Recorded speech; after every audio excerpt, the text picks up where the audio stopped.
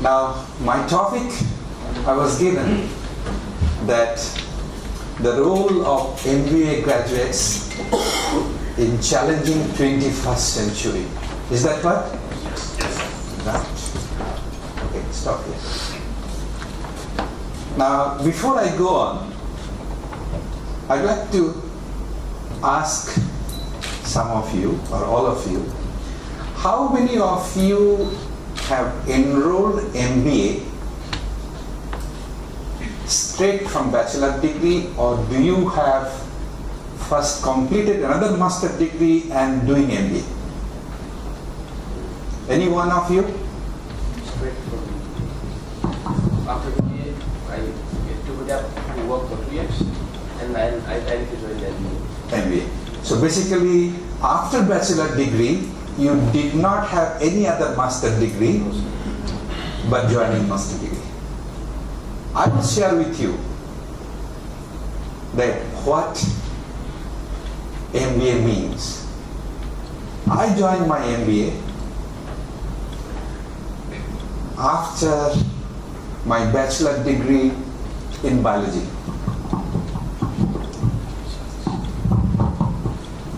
Master degree, psychology and culture. PhD in psychology and culture. Worked in many international organizations. Then I joined for MBA. And my A level, what you call +2, pure science. Physics, chemistry, math, biology. So you understand my discipline. +2 is a pure science, bachelor degree biology, master degree go into culture and psychology, PhD culture and psychology, and then come back to MBA. So I'm going to share with you the experiences that what would be a role of MBA in 21st century challenges. When I was doing my MBA, that was in 1995, from 95 to 98. And before that, done so many things. So when we went to MBA, and we had 40 of us in the class, and we had to introduce each of us. So everybody introduced, and I was the last person. And everybody had to introduce their qualifications. And I realized what? So I was so sad to know that except myself, all of them only had bachelor degree, but working, 5 years, 10 years of working experiences. So when my turn came, so I had to utilize, well, I'm so and so, and I have a little qualifications. I have my bachelor, master, PhD. The moment I completed PhD, all those are adults, some of them were bank manager at that time. So everybody laughed at me. You know what they told me? They said, you must be a gila guy. Your head is completely permanently damaged. Permanent head damage. I was told in the class, in front of the university, all the professors. Gila means mad in our terminology. Somebody has completed PhD, has done so much of work, traveling, and now he comes back to MBA class. They asked me, why? Why MBA? You have already achieved PhD, everything, you have a job already. Why MBA? You know what was my answer? I want to know what's going on in MBA.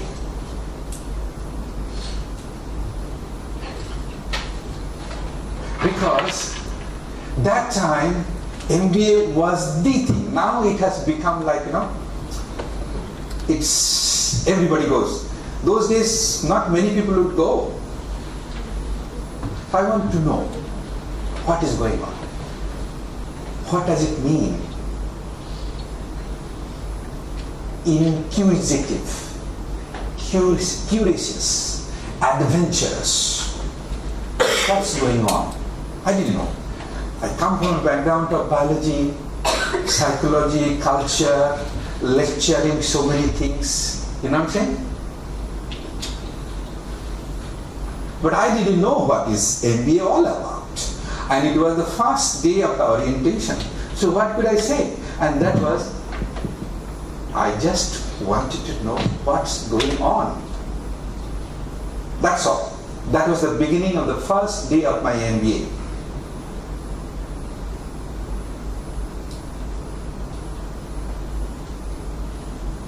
Fine. While MBA class is going on, then we had a lecturer, the finance lecturer, which that time I didn't know what is all about finance. The lecturer, Professor Ramli, came in. He came to the class and he said, guys, you can do 2 things in my class. Then we asked, yes, we know 2 things. Then he asked question, tell me, what are those 2 things? Number 1,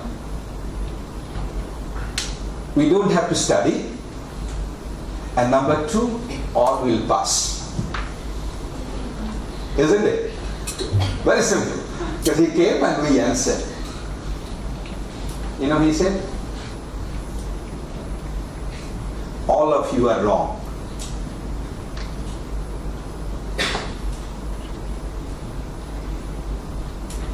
Either you learn or you are out of my class. We got really scared. Finance, especially me, also got scared, man. I had no idea what's biology student, culture, psychology, finance. First they come in the class and telling us, either you learn or what you are. Within 3 weeks of the semester, he gave us a simple test. Only 5 of us managed to pass, and 35 of them failed, and he proved. And of course, happened to be, I was one of the 5, not the 35. Now, these are MBA students, including myself. We joined the class not for to get extra salary, because in my class everybody was employed, some of them our established bank manager, but they had their own jobs, but they came into the class just to enhance their entrepreneurial zeal, to enhance the inside adventurous skill, to enhance how to grasp unknown situation from known to unknown. And that was our intention. So I'm going to go through a few slides, quite a number of slides. And I will also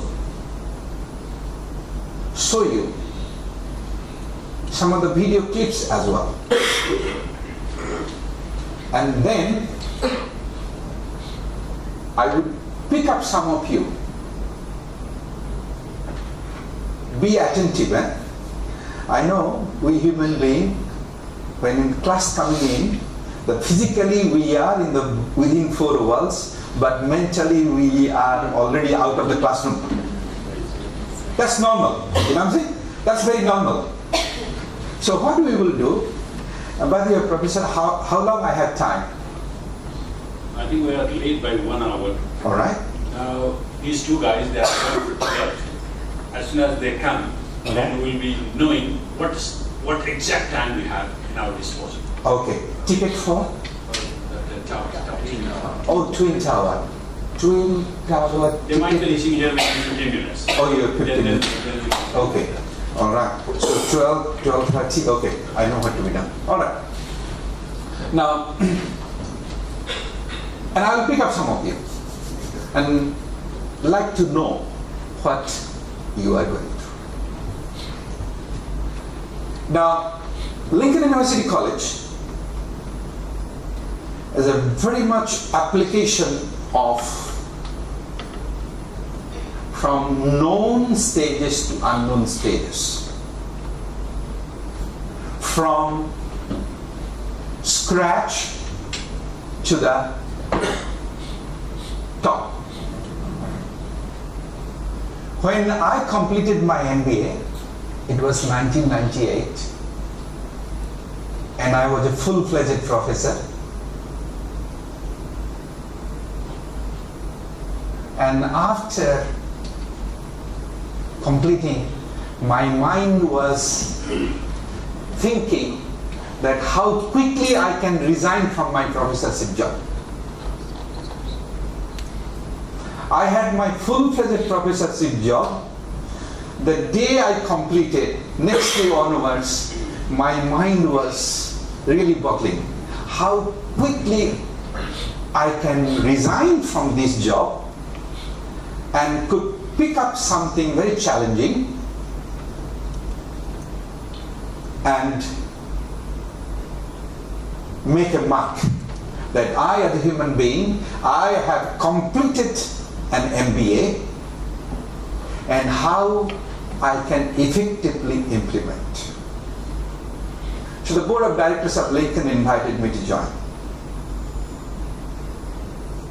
And that time, it was a very small, tiny institution and had only one program, computer.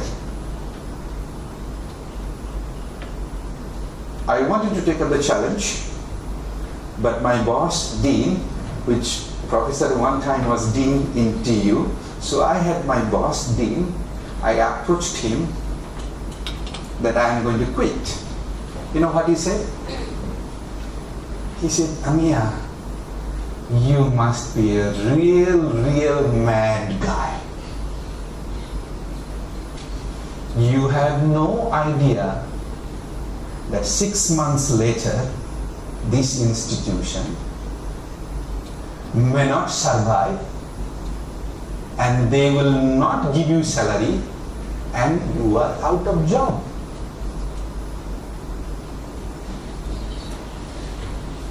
You know what was my answer?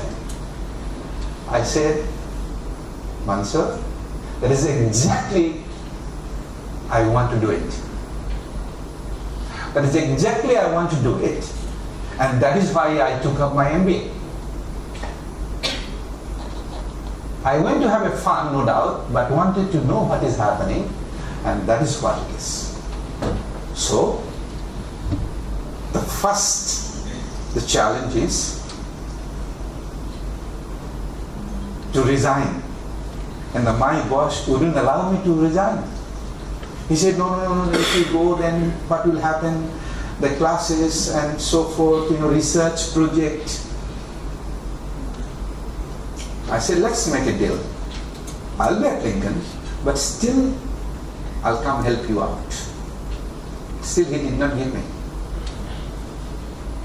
I discussed with my relatives. They also said that definitely something is wrong with your head, my relatives. Always resigning at good jobs and taking up this kind of work, and you have no idea.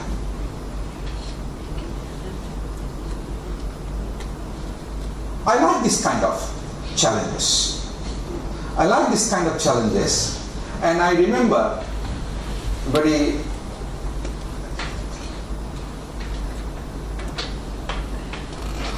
I like this. When people tell me, read this. Can you read?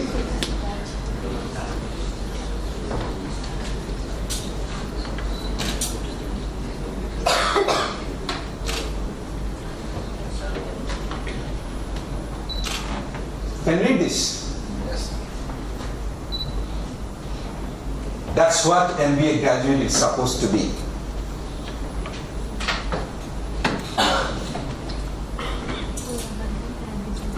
That when 99% people tell you you cannot do, actually they are helping you.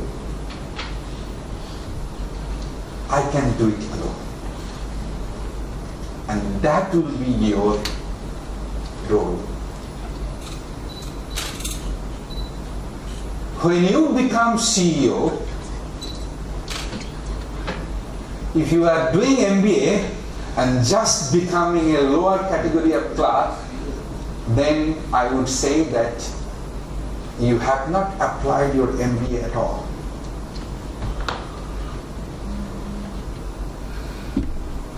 MBA will train you, or rather, it is within yourself. You should learn how to walk alone. That's most important. I would like to share with you another very important and just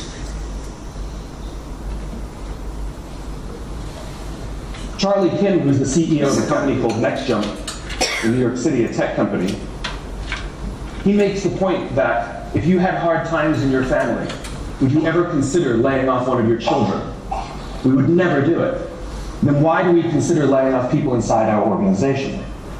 Charlie implemented a policy of lifetime employment. If you get a job at NextJump, you cannot get fired for performance issues. In fact, if you have issues, they will coach you and they will give you support, just like we would with one of our children who happens to come home with a C from school. It's the complete opposite. This is the reason so many people have such a visceral hatred, sort of anger at some of these banking CEOs with their disproportionate salaries and bonus structures. It's not the numbers. It's that they have violated the very definition of leadership. They have violated this deep-seated social contract. We know that they allowed their people to be sacrificed so they can protect their own interests. Or worse, they sacrifice their people to protect their own interests. This is what so offends us, not the numbers. Would anybody be offended if we gave a $150 million bonus to Gandhi? How about a $250 million bonus to Mother Teresa? Do we have an issue with that? None at all. None at all. Great leaders would never sacrifice the people to save the numbers. They would sooner sacrifice the numbers to save the people. Bob Chapman, who runs a large manufacturing company in the Midwest called Barry Waymiller, in 2008 was hit very hard by the recession, and they lost 30% of their orders overnight.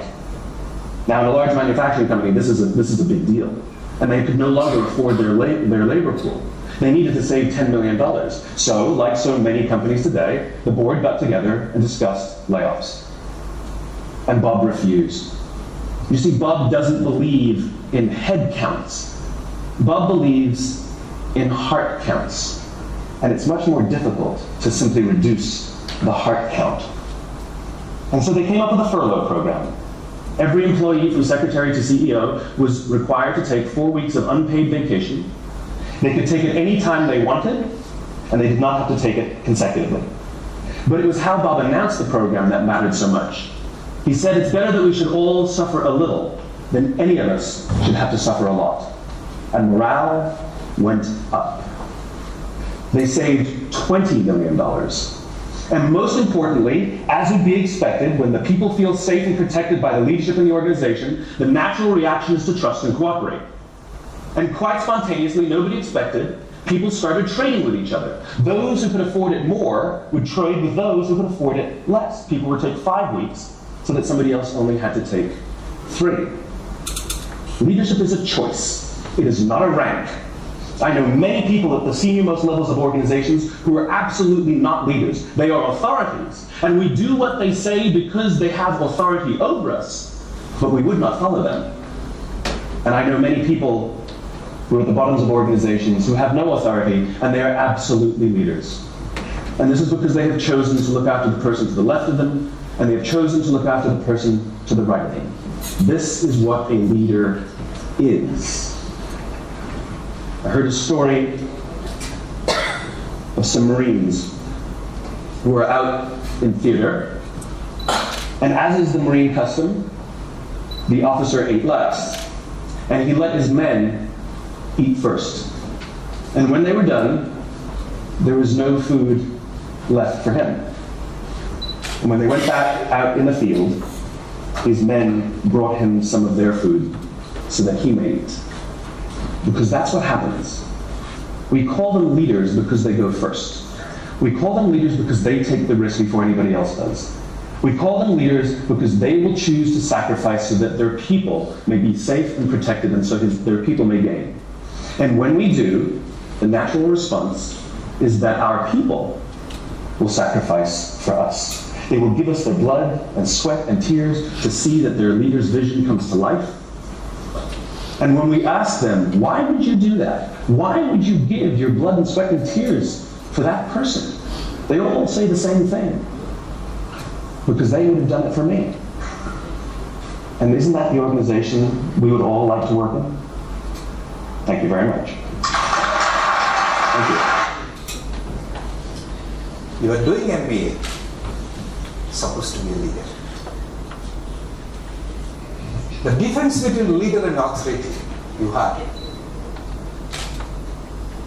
The leader must learn how to sacrifice. So what I was doing, sacrificing to achieve something greater. And that's what the MBA graduates sacrifice. You also heard from the video clip that a leader, like a father of the family. As a father of the family or mother of the family, you do sacrifice for your children. Your children do something wrong, you don't throw them out, isn't it? Your brothers and sisters, they do something wrong, do you throw them out?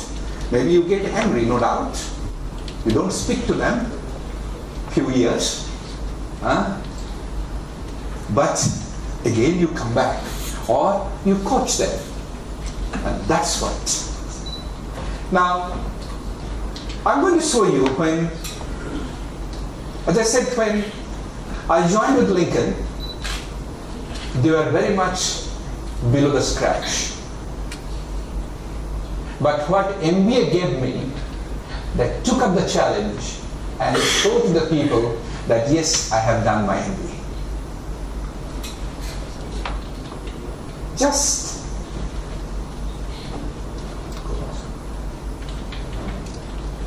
yes.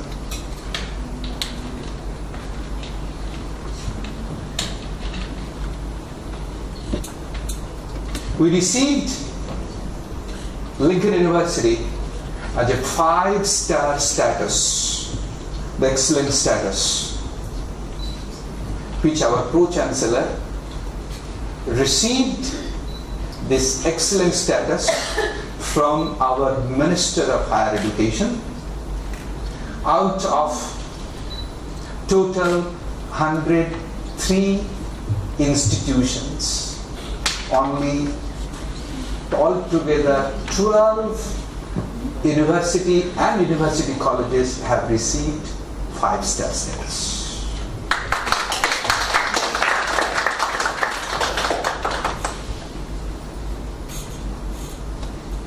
Now, this doesn't happen because of me. This doesn't happen because I have worked hard.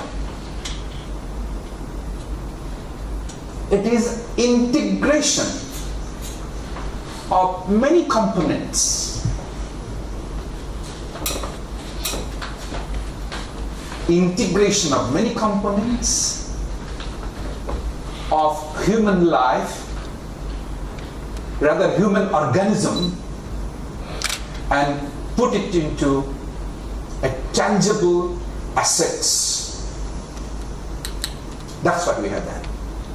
So MBA, what you are supposed to be doing, that take the risk. 21st century, unlike 20th century, all right? And have a job, we have salary, very content, self-content, isn't it? Now no more. You need extra money. Why you need extra money? Because you have to pay your mobile phone charges, isn't it? Prop will agree with me that until 2005 may not have bought any mobile phone, isn't it? So that extra charges, how do you meet those extra charges? No more just simply a small salary from TU or from that you can allow to survive. So the challenge in 21st century, the life challenges is huge. So you cannot be simply one job is holding and hoping with that salary you will maintain your lifestyle. You can't anymore. So in that challenges, how you as an MBA graduate, what you should be doing? That means you have to be more innovative, more creative, more entrepreneurial to challenge. And that's why you have taken MBA. Now, I'll give you an example. This is what exactly Lincoln all about. Our staff are very much entrepreneurial. Now, entrepreneur doesn't mean that you have to own your own company.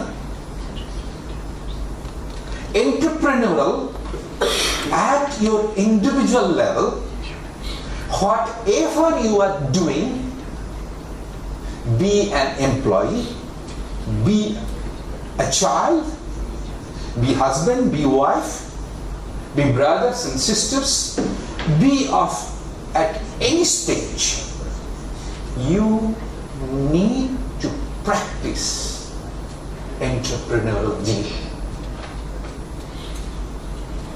If you do not practice, it will be very difficult for you to take up the CEO's role. You think that, oh, somebody will appoint me as a CEO and then you will be acting like CEO. It doesn't happen. Why it doesn't happen?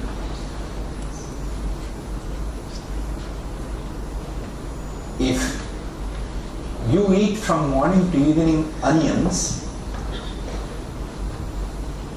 and then at night before going to bed you eat one piece of sweet, what smell will come out from your mouth? Onion, right? What? At the end of the day you have eaten sweet, isn't it? So sweet smell should come out.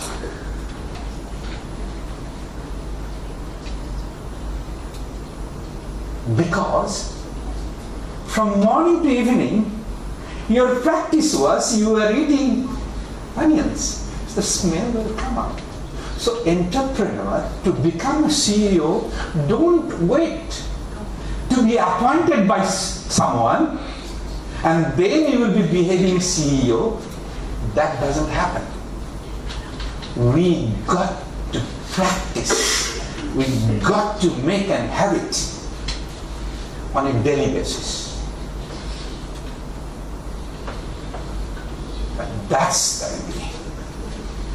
So the day you have joined, first day, same day you should be acting like a CEO, you should be acting like an entrepreneur. Each of your actions, each of your behavior should reflect that you are a leader and not authority. Authority, it's scary that you behave. You are following certain rules because you are scared. No. It should come spontaneously from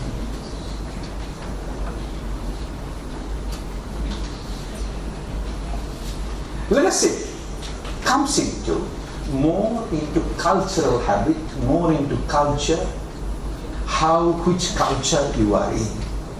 I'm very much social science based. So you can understand my background, biological science, and I went into social science. Your principal, Bezra sir, is having hard time from me for last few days because I didn't want him to behave like what he would behave in Nepal. So that he will have a test, because he is the leader of the Texas Medical Management and IT. So I wanted to give him real practical training. I didn't want to give him like food and spoon feeding. No way. In fact, this morning he also got a lecture from me. All right. When I'm in Nepal, I used to behave with him a different angle. So he expected me, perhaps I will be behaving in the same manner. No. I will not. Why I will not? Because here, that's my culture. In Nepal, when I go, I behave that's because that's the Nepal culture. So you understand this. When you become a leader, when you become a CEO, you've got to understand the culture. So if I go to Nepal and I behave like, like our staff is all set up, time and etc. Clear? And here, if you come late, everybody will be starting calling what's happening. Alright? So our staff, they are not habituated like this kind of thing. But when I go to Nepal, it's okay, 10 o'clock, even 11 o'clock is alright. And I'm alright. I'm okay. When I go to Nepal, and I'm alright, it's okay. 10 o'clock, 11 o'clock, that's okay. I mean, I will go 10 o'clock, but I know that it will not start before 11. But that's the culture. I don't blame. I cannot blame that. The moment I blame, I'm in trouble. You must understand this. I'm in trouble. So I accept. So leaders, as an MBA graduates, as you move forward the leadership ladder, you must try to understand the culture of the business. So you are here since yesterday, and you will be around 18th, isn't it? Going to Singapore. Singapore, you will find different kinds of culture, influence of Chinese culture. Malaysia, the influence of three major cultures. Malay, the Muslim community, the Indian. When we say Indian, meaning our great-grandfather migrated from India, came here. So we call it Indian, meaning not like from Indian citizen we are. So we call it Indian. And then we have Chinese. Their great-great-grandfathers, 4 or 5 generations back, they migrated from there and settled down. So we have 3 communities. So our culture is a combination of 3 major Asian population. And that's why you may have heard Malaysia truly Asia. Major population. I understand why. Singapore cannot. because 90% population is Chinese and 5 to 6% is Indian and maybe less than 2% Malay. So there you will find the Chinese influence, and Chinese very straight, no money, no talk. Very simple, very simple. Even if you go to Singapore airport, 80 years old Chinese man is working at the airport to earn money, cleaning and sweeping. In Nepal, you tell me, anyone is doing at this age? That's the culture you have to learn. In Malaysia, we have Chinese culture, we have Indian culture, we have Malay culture. So mixture. And as a mixture, we put together, when the business comes, definitely Chinese mind, which I have told Bezras on the first day. He was trying to figure out budgeting and etc. And talking to Mr. Lawrence, he found out, sir, please help me. I said, I am not in Nepal, that I will help you. I am in Malaysia. Lincoln University, that's how we work. As a leader, MBA graduates, you must know the division of labor, division of mission of your organization. I am an organization, Lincoln University, the delivery of education and knowledge. I don't deliver transport. I don't deliver accommodation. That is not my job. Now, this is a part and parcel of the service. So what I do, we differentiate. We give it to somebody else, outsource, so that I concentrate my job very clearly. I'm sure you have heard outsource, right? So outsource, you have to understand what is Lincoln University mission and vision. The other peripheral services, I don't have to involve, because as I'm a leader, as I'm a CEO, if I want to look at the accommodation, then my vision of the organization, I cannot deliver. So I better find out some other company whose vision is to provide accommodation. I give them. Whose vision is logistics, you get the way handle, so that I concentrate. You understand what I'm saying? This is what, as you grow, you got to figure out how you will be doing this. Now, if it is a startup company, of course for you it is very difficult to do this because the cost. But the organization like us, I can't. I have thousands of students, hundreds of staff, and I, the only CEO. How long I can do that? So you do this. So these are acceptance of culture.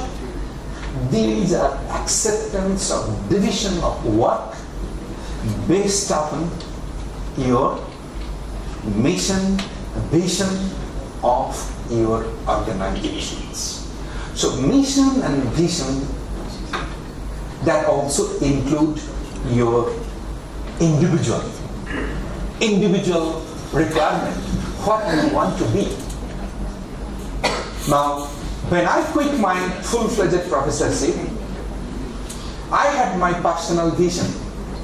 The personal vision and mission that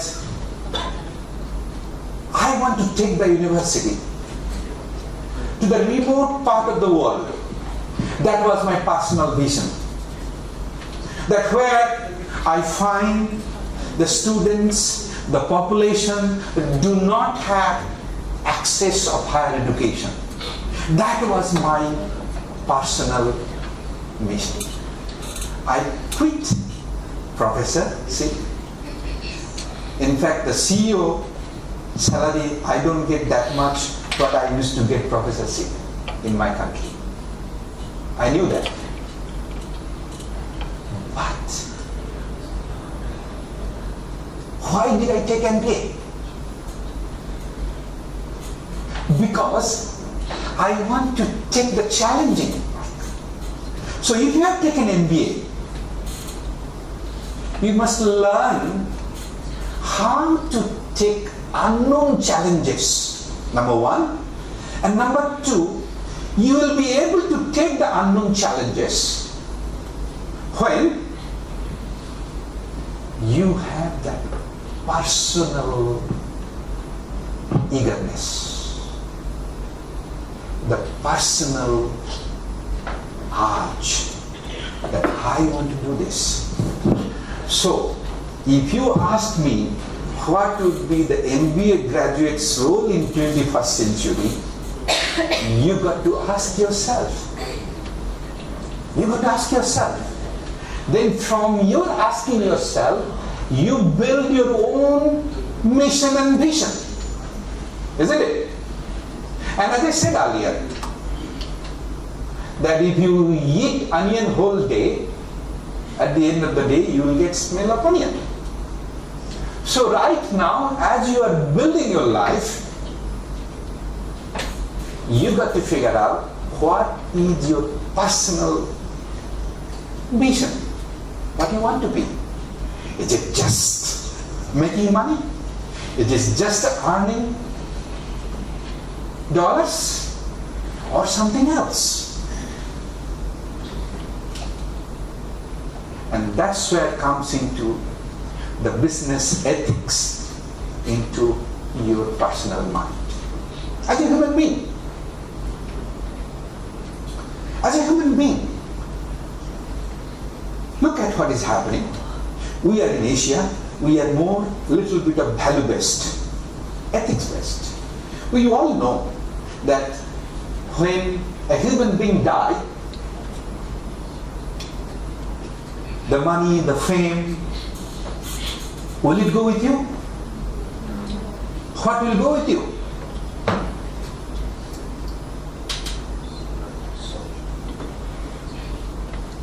Of course, soul, no doubt. As a Hindu, no doubt. But what will go with you? The good deeds, what you are doing. The good deeds, what you will be doing throughout your human life.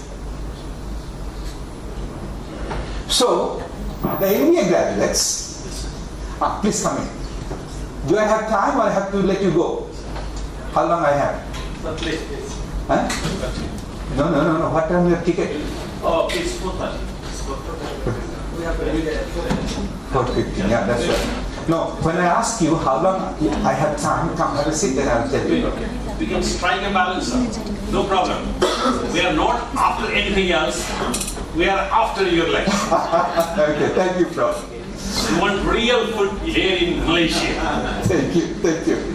I was in one of the, in a lecture series, so I asked them, how long I have time?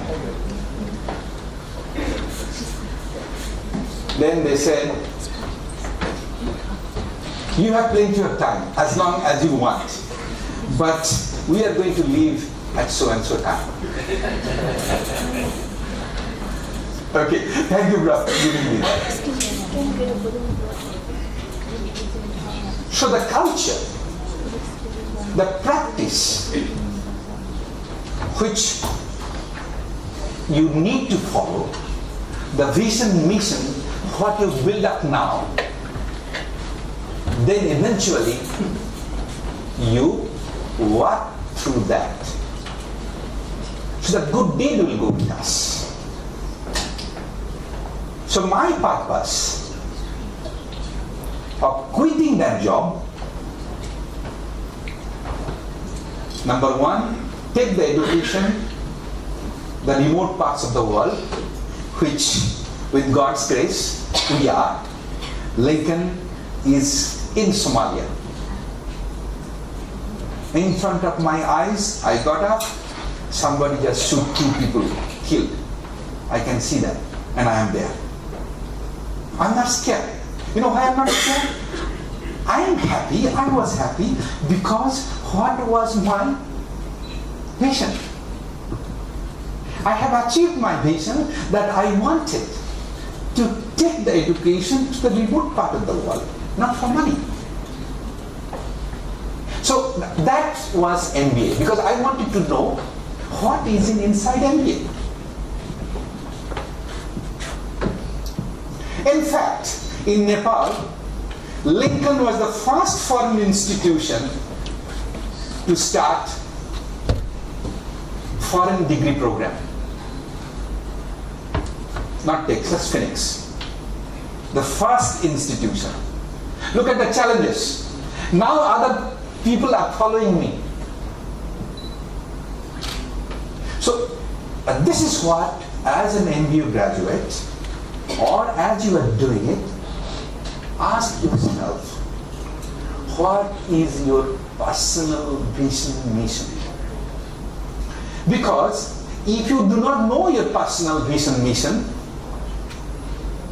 it will be very difficult for you to adjust if somebody appoints you CEO, because your personal culture and the company culture doesn't match, isn't it? Which our Bhesdar sir is having tough time for last 10 days. Ask him. He thought I will really help him, but I did not help him. I trained him that he should know how Malaysian culture it is. Purposely I did that. Because if I would have behaved that way, what I behaved, he wouldn't be learning anything. Then the purpose of coming here, spending money, is wasted. He will share his experiences, how I have behaved with him, and how our people is behaving with him. It's really wonderful, sir. Experience, isn't it? Yes, sir. And he has seen my behavior in last 10 days, right? Two different sides of behavior he has seen. He has came with a guest, how I have behaved with him, and when the guest left, how I behaved with him, he will share with you when he goes back. And I did that purposely. Why I did that purposely? I am an MBA graduate, not as a CEO. I am an MBA graduate. I must learn to adjust the culture. I must give my leadership based upon situation. What situation I am in? A situation, I'm sure you have learned leadership, many kinds of leadership, right? I have to apply with him situational leadership. Because if I don't, I'll not be able to train him. I'll not be able to allow him to apply when he goes back to Nepal. And I did tell him, I knew that when people come from that part of the world to our institution, we have lots of cultural conflicts, huge cultural conflicts. Huge cultural conflicts. And that's why most of the time we don't expect, we don't accept, they don't come. Because the cultural conflicts is such, very difficult. More so for me, because I go to Nepal and I behave like Nepalese. Often people say I'm a Nepalese. But when I come here, when I behave completely different, people will be thinking, oh, this man changed. This man is egoistic. You know, this man is showing off. You understand? So, as an MBA graduate, you need to understand few important criteria: the culture, situation, and what is your personal mission and vision. So, what you get after MBA? I have already talked about leadership. I talked about that. Learn how to take the challenge. But if you are thinking right now, you are working, okay, they are paying me now $500, maybe salary. After MBA, I will go back to my employer. Look, I got MBA, you better increase my salary. then I will say, my friends, your 2 years of important life you have wasted. You have completely wasted. If you are just taking MBA to increase your salary, please don't do this. You go and print, buy color printer, print Lincoln University MBA, I'll be more than happy. It's as simple as that. Huh? Why you want to pay the huge tuition fee to Texas so that he can become richer? Huh? And you are jumping around. Oh, I have a presentation, write assignment. Why you are wasting time? Isn't it? If you are taking MBA, so what you need to do, that learn how to be an entrepreneur. Entrepreneur doesn't mean that you have to set up your company. Entrepreneur, at your company, whatever job you are doing, look at that job, how you can make it more entrepreneurial, more effective. Your boss will increase salary. You don't have to ask. You don't have to ask. And if your boss is not increasing salary, but that doesn't mean you should stop doing entrepreneurial work. Oh, then look at this is room, and why should I work for this company? He doesn't increase my salary. Let it burn the electricity. Isn't it? It's not my company. I work for that man. I brought in lots of revenue, but he is not increasing my salary. Forget this company. I'm looking for something else. That attitude needs to be controlled. That's a pessimistic attitude. That's a negative attitude for an MBA. Your boss may kick you out. Your boss may apply prejudice. Your boss, which it happened to me. But I give a damn. Because I knew myself, I am not working for my boss. I am not working for organization. I am an MBA graduate. I am working for myself. I want to improve myself. I want to be an entrepreneur. I want to be a leader so that I achieve my goal as a human being. When I leave this earth, I leave a mark that when I die, somebody will be thinking, wow, that man has gone but left a mark. Not like the bastard has left. That's what MBA graduate about. So it is not the money all the time, which you heard from the video clip. So what will be like after completing MBA, a human being? MBA, well, most important, soft skills. Now I will show you how soft skill is very important in our life. Sorry, I have taken out jacket, which I prefer. To know and acquire valuable soft skills like leadership, teamwork, and communications. You know, currently people come to our university for job. Before I look at their certificates, I want to see how is their communication skill.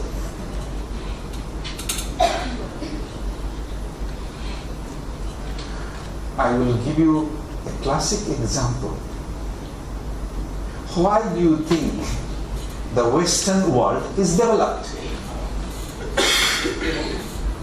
US, UK, I know all of you, given the choice, some of you have tried at least once to apply to go to US, UK, Australia, New Zealand, isn't it?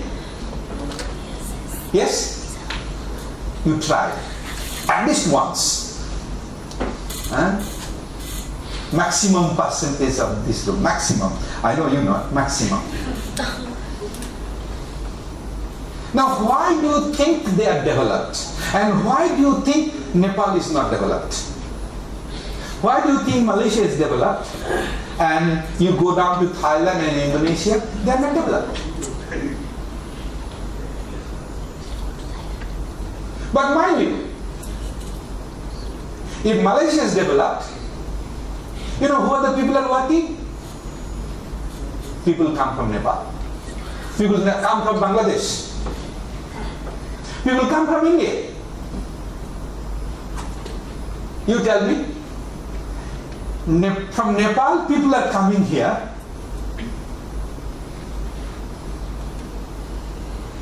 And they are the one developing our economy. But when you are in Nepal, Nepal cannot develop. Tell me why.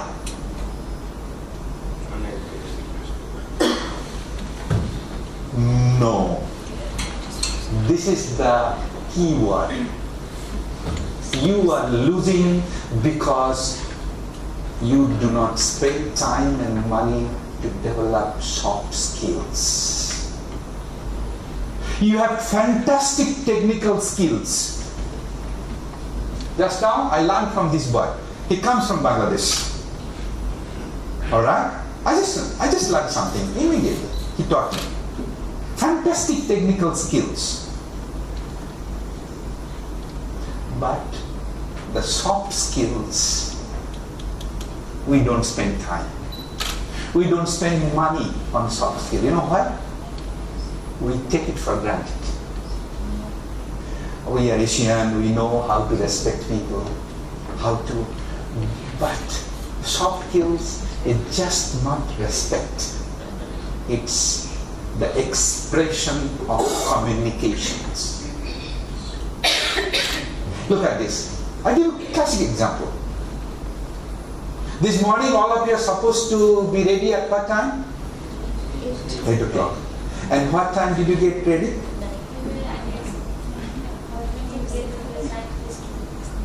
Right place to come here. Unknown. So what you were supposed to do yesterday, it's like, these are the soft skills. Where to go?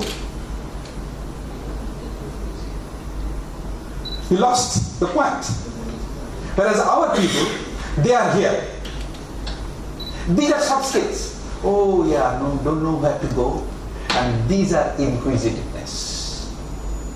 You knew today is a time pact, isn't it? It's a time pact. Should have last night where to go, how to reach. But that is the planning. As an MBA graduates, you need to have the planning. But I don't blame you. Why I don't blame you? Because in Nepal culture, okay, that's all right. Tomorrow 8 o'clock, never mind. We can go a little late. Bezra sir is there, and Lincoln very friendly, and we heard, the VC sir is very friendly with Bezra sir and Professor Ajir. Should be okay. That attitude need to change. If you would not have applied that attitude yesterday, today all of you would have been on time. Now because of you came late, the supply chain, I'm sure you have learned supply chain, the value chain. So to put up today as a Sunday holiday, which Bezra says no, that Sunday is a holiday, nobody. But since we have taken the responsibility, our team is there. So when the value chain has been created to deliver today's event. So why I'm explaining to you that as an MBA graduates, you need to know all these important value chain. The chain has been created. Now because of your late, the chain is delayed and so many things will happen. Now, these are soft skills.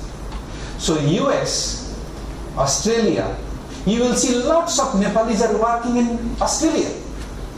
But Australian citizens, they are not carrying any food trade, isn't it? So you have the technical skills, very good. I salute you. We do have some Nepalese are working at Lincoln. The technical skills are good, but I managed to increase their soft skills. So MBA graduates, you need to increase your soft skills. Then you can learn. And what are those soft skills? Leadership, teamwork, communications. Cannot be taken for. When you are at home, if your mother does something for you, what do? Do you say thank you? How many of you? How many of you say thank you? See, only 3 of you. Why you don't say thank you? Why you do not say thank you? For granted. And that's not right. In the Western world, it is all expressed. And that's why the country is developing. It is not that technical knowledge. You know, technical knowledge who brings? Asians has got technical knowledge. They apply there. And American or Australian citizens born, they apply their soft skills, and that's how the country is growing. So in Nepal, you as MBA graduates inculcate that soft skills. Sometimes, if you tell someone, I love you, darling, isn't it? Now, when I say, I love you, darling, oh my gosh, what happens then? Oh my gosh, if a lecturer says some girls, I love you, darling, what happened? Oh my gosh. But in the US, Australia, it's very common. These are soft skill development. I'm scared to touch her body, but if I'm in the US, my students, I will touch her.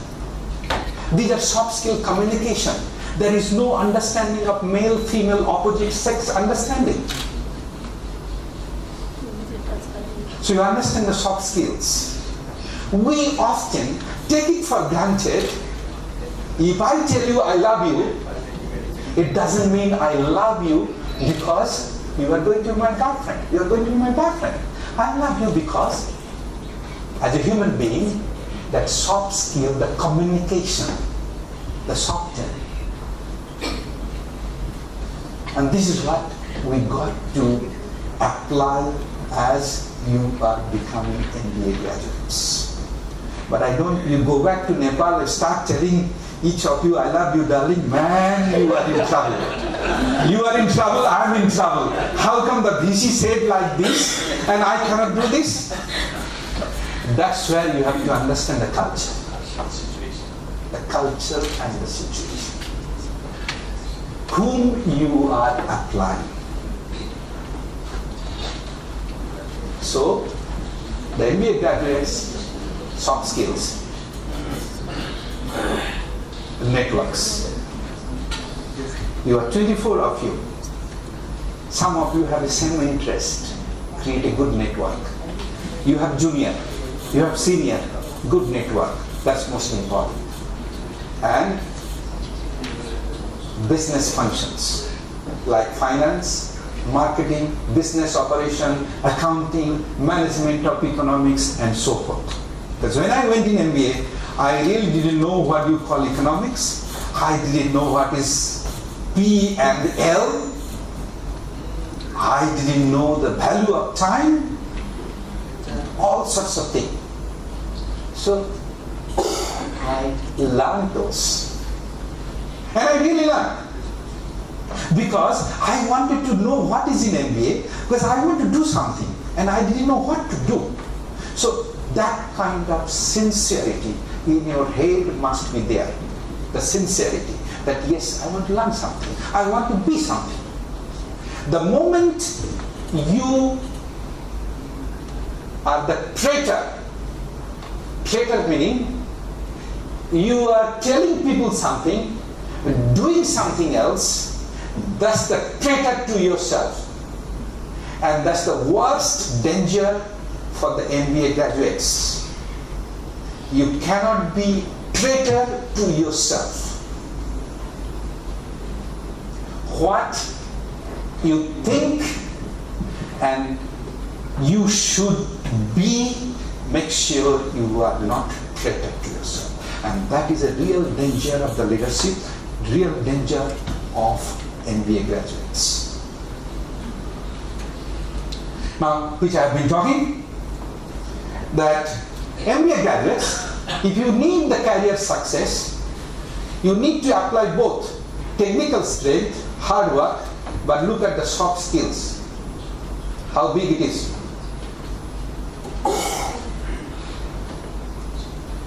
So you need to develop your soft skills while you are doing MBA. It's not simply MBA, how many marks, because A plus and etc. doesn't matter. It's most that how you develop this. The Harvard Business University, they said 85% job success comes from having well-developed soft skills and people skills. Clear? The top 5 skills in demand.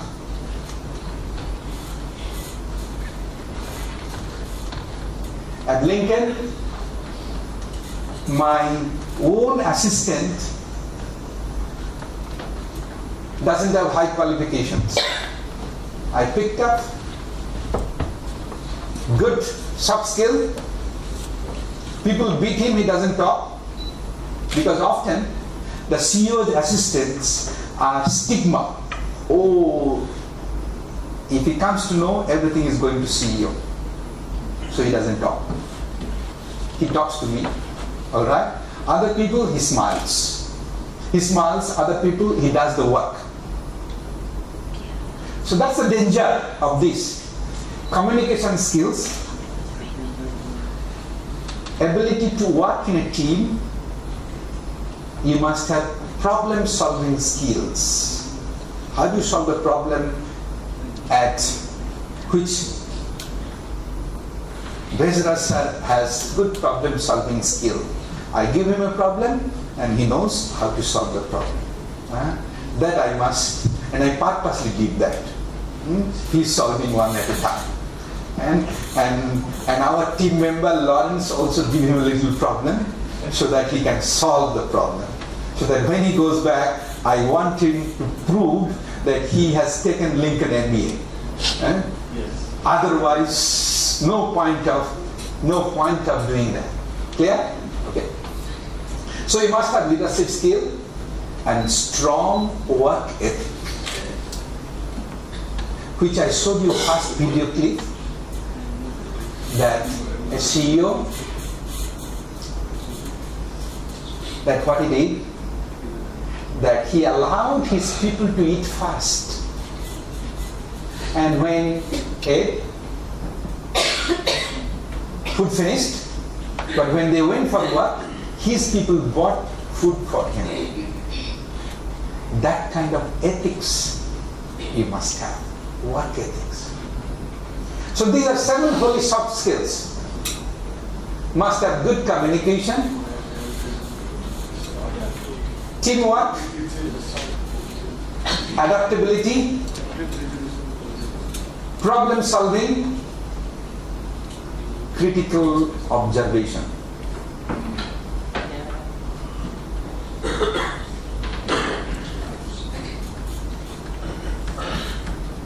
Your observation must be always.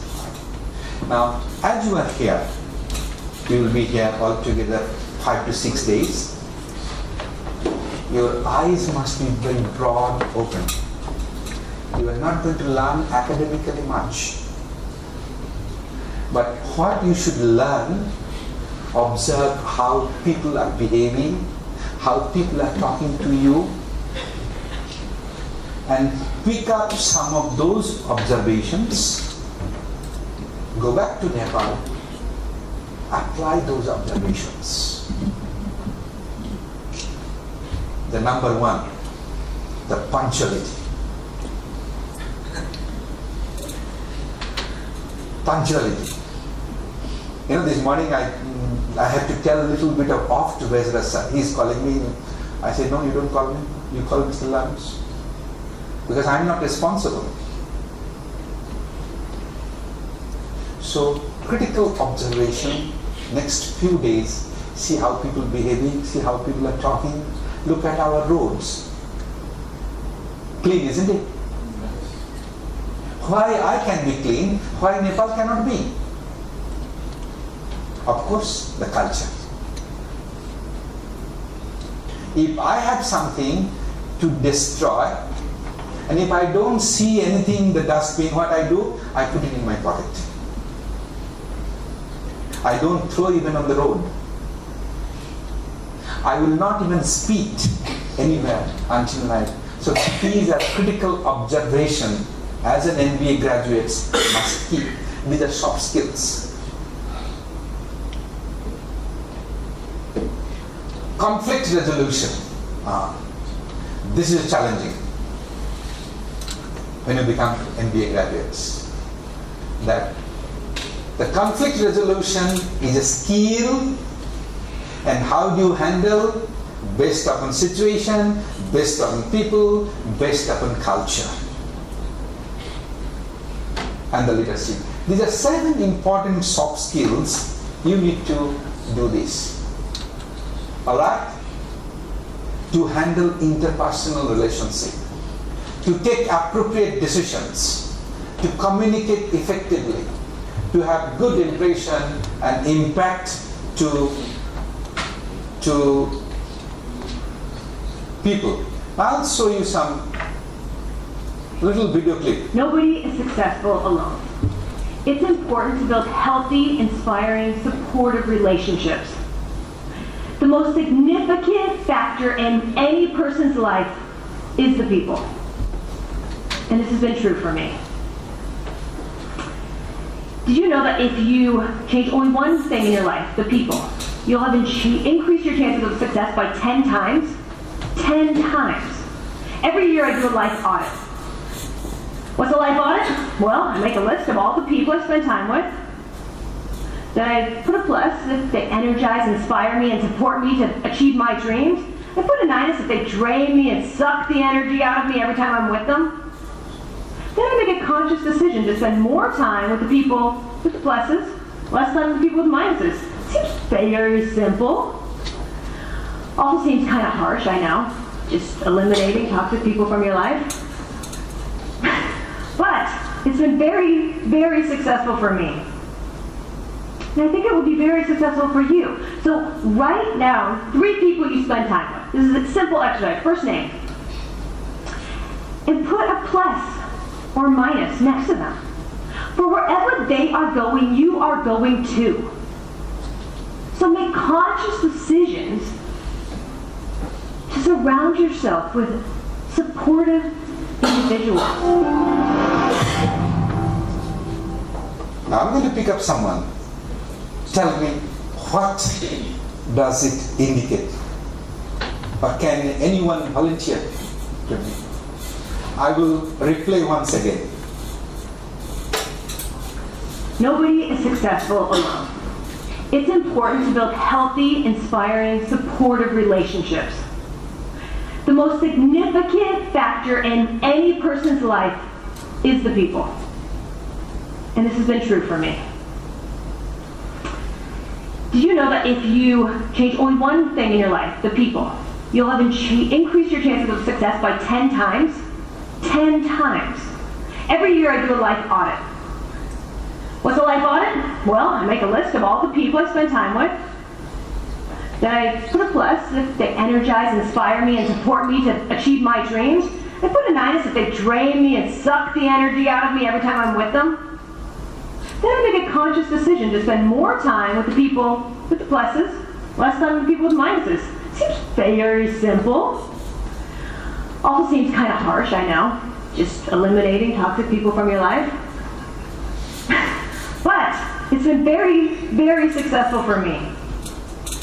And I think it will be very successful for you. So write down 3 people you spend time with. This is a simple exercise. First name.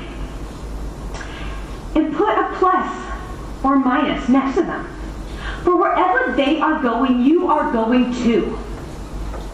So make conscious decisions to surround yourself with supportive individuals. Okay? Put up some hands. I want to hear what this simple video clips of less than 2 minutes, what the message she's trying to give. Anybody? Hey, you got to prove, man. You got to prove yourself. Good, yes. I'm testing you now. Whether you are really testing all of you. So what I feel is like whenever you are moving in a lifestyle, you need a very good support, and those people around you who gives you good vibes and who are always there in every part of your life supporting you. If they are close proximity with you, then definitely you are to your target, moving to your target. I think I feel what she's trying to say in that way. Thank you very much. Now, when I asked you to tell me, I'm testing that who can take this challenge from me, that yes, I can stand up and talk. I didn't expect whether you will be telling me right or wrong. You understand now? See the perception. I admire him that he stood up to talk, taking the challenges. That's what MBA graduate says. My purpose of giving you a talk earlier, not asking you questions, and you have seen me emphasizing again and again entrepreneurial zeal. And this is a symbol of entrepreneurial zeal. I want you to understand this now. So my purpose of asking you questions is not simply what you comprehend from there, what you understand from there, but I am testing you that what MBA is going on. Stand up immediately. Yes, that's the deal. We cannot be 100% correct all the time, isn't it? But the zeal of entrepreneurship, zeal of taking challenges, let's do it. That spirit, part of soft skill, part of taking challenges, accepting strange things, move forward. Confidence, self-confidence. Mind you, all of you have this. All of you have this. But because your soft skill training is so lower version, you are not able to express it. Why I say all of you have this? Come on, man, all of you are going up mountain left and right, isn't it? The technical skill, the strength you have, which I cannot compete. I give you the staircase from first floor to third floor, I bet you will win. Isn't it? So, this is what it is. So, I'll be testing different qualities. Not only the knowledge, but I'll be testing your personal qualities. So, watch out. There will be some many more to come. Huh? Okay. Very clever. Huh? I make sure that mentally you are not out of these 4 walls. My purpose is to keep you mentally in this room. Physically, I know all of you are present. I am also testing you there.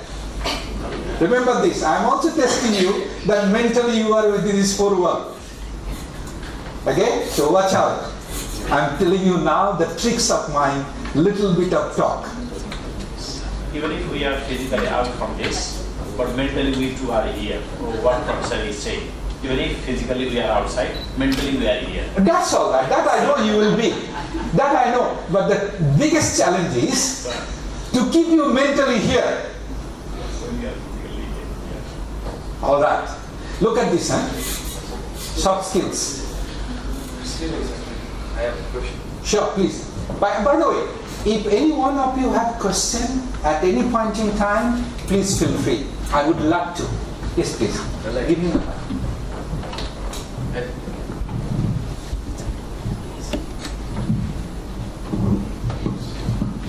Like you said, if we are having onions throughout the day and at the end if we have sweet, right?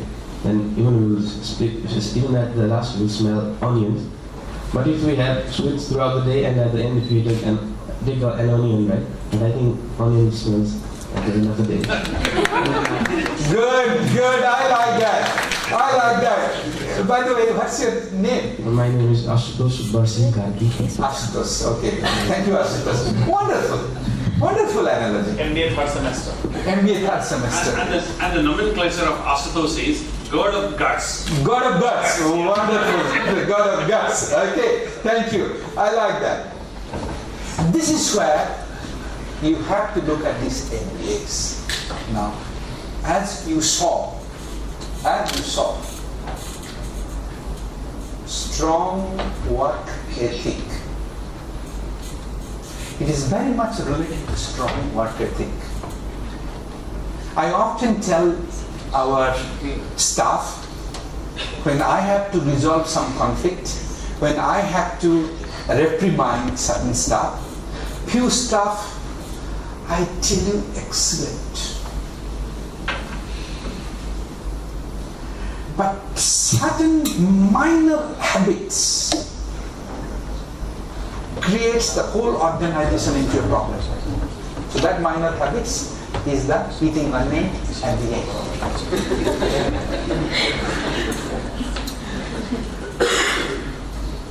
I have people, fantastic people. I love them, I respect them. And I treat my people like my friends. Even my PA, my boss will tell me often, she will say, you are so friendly with the staff. Alright? But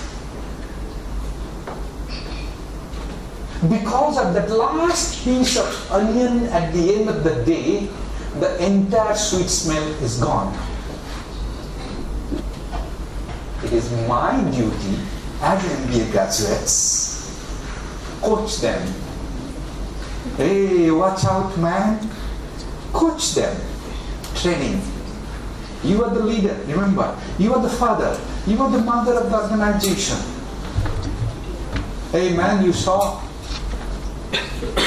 You have done wonderful job. But because of little minor mistake, the whole thing gone. I often use this example. A glass of milk, fantastic taste, isn't it? And you put a drop of cow urine, what happens?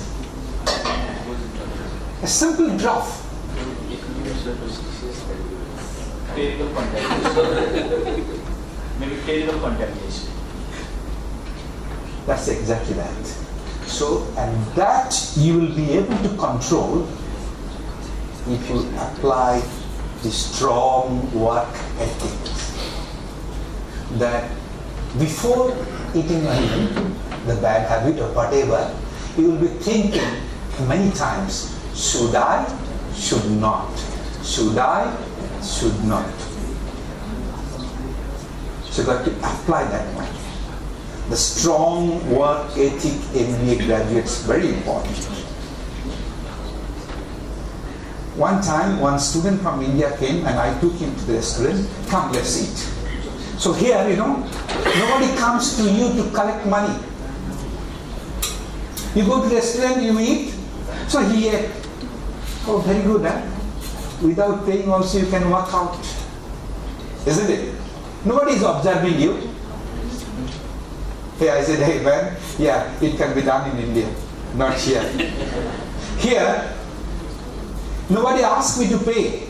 I will eat, I will go to the counter, and they will punch in whatever, I pay, I walk out. The strong work ethic. And that's again culture. That's again soft skills. So you understand this how it happens. Alright? Okay. Which I have talked about it. Look at this. The hard skill versus soft skills. The hard skill is the technical expertise. Now human resource people, HR, when they interview, they first look at this, 56% of your soft skill and 44% of your technical skill. Job seekers, people like you who is job seeking, they have given the result that soft skill 81% is more important than technical skill 19%. So now you understand the MBA graduates what you need to develop. Now what does it mean? Those who are looking for job, they are saying that soft skill is more important 81%. And the HR, Human Resource Director, they say 56% soft skill is important. What does it mean? You go for interview and simple question I asked. An employee came to me. I asked, tell me why should I give you job?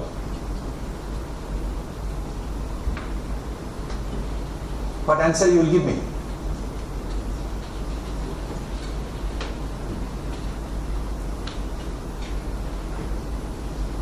The person started, oh, I have my PhD, I have my master degree, I have my bachelor degree, I have done this.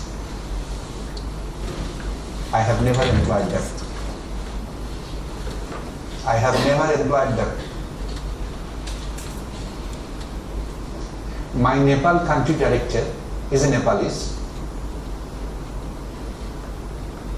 and I did not allow him to pass MBA until certain things he is result oriented, which Professor Acharya knows and Vesraj knows. Vesraj knows. He's in Nepal. His wife is in Australia, but he doesn't live in Nepal. I mean, his office is in Nepal, but he travels. I made him travel. He did not have MBA until 2 years back, but he is working with me since 2005. And he doesn't want to leave me. He doesn't want to migrate to Australia.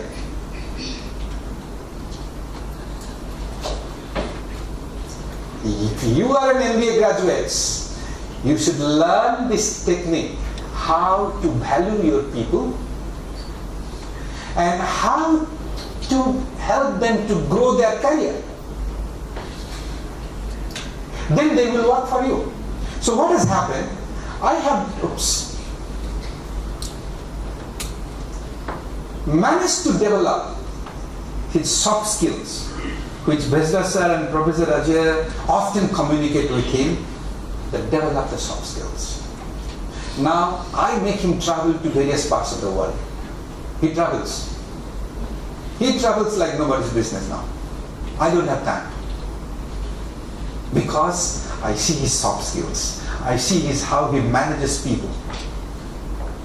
Even he is sitting in Nepal, he is working for Mauritius. He is working for Sri Lanka. Hey, you have to go? No sir, no need. I have done all my job. So you understand that how important it is, the soft skill. Small inquiries. Sure. Now, do you treat these guys as the job seekers or job creators? Thank you very much. That is my last slide. Okay. I'm so sorry. I don't want to, I apologize for that. I know you are. I will come to, that is my last slide. Every you were saying that you people are the entrepreneur. You have to that capacity and you must play the entrepreneurial role. Sure. So the entrepreneur, they are not really this thing job seekers. Job seekers. They are the job providers. I will take them to that places. Thank you, Professor. How this interpersonal skill, look at this. Various facial expressions. Man is a social animal and his success in life largely depends on his relationship and interaction with others. We must respect the views and sentiments of others. When we want to differ their views, we must very politely give hints to them without wondering their feelings. Now, this is a challenge of culture. This particular, the last paragraph, it works very well in Western countries. But Asian countries, very difficult to tell diplomatically the different views. Diplomatically, chalega, chalta rahega. But in the Western world, when I express diplomatically, they know, oh, that is the message, and they apply. That's because their soft skills is very high level. And because your technical skill is high level, for you, we have to tell straightforward. A classic example of Africans. They will talk to you as if they are going to beat you. But why?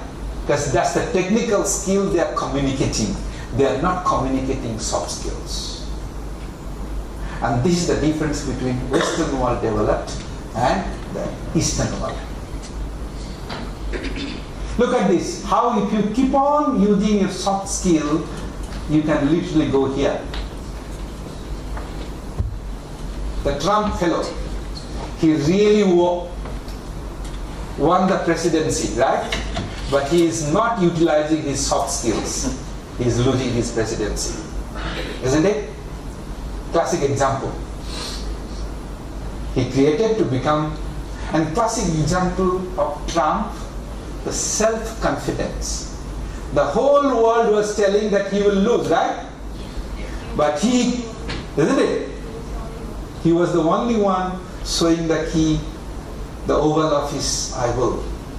MBA graduates. A classic entrepreneur Trump.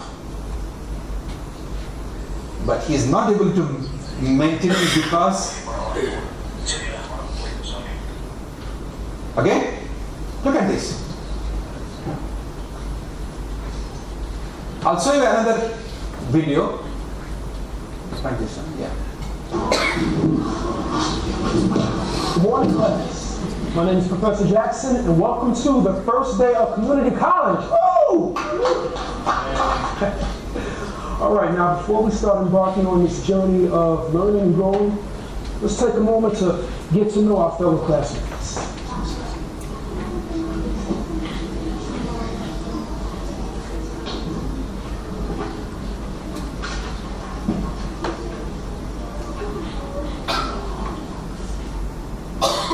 Hi, handsome. Hey, how are you? I'm Hattie.